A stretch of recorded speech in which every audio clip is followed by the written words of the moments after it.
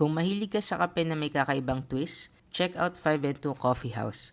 Located at 512 Quezon Boulevard, Quiapo, Manila. Katapat lang ng Quiapo Church at nasa baba ng Red Doors. Sinimulan ko sa ube latte, signature drink nila. And now I know why. Well-balanced, lasang-lasa pa rin ng kape kahit may creamy ube at latik on top. Parang dessert in a cup, pero hindi tinatabunan yung coffee. I also tried the palitaw latte. Unique concept, pero hindi ko masyado nakuha yung palitaw feel. May coffee, gatas, muscovado. Kulang siguro sa coconut or malagkit notes.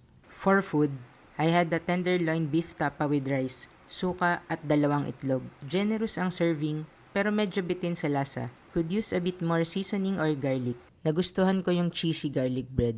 Balance ang lasa, hindi oily, at kahit halos 1 oras naka-expose sa table, malambot pa rin yung tinapay. Kahit gaano kakabusog, there's always room for dessert. I tried their new Boston Graham Decadence. Soft, creamy, at habang tumatagal, tumatamis. Best shared with friends, family, or jowa kung meron ka. Tahimik ang ambience, may saksakan naman. So take note if you're planning to work here. Prices are mid-range, not the cheapest, but fair.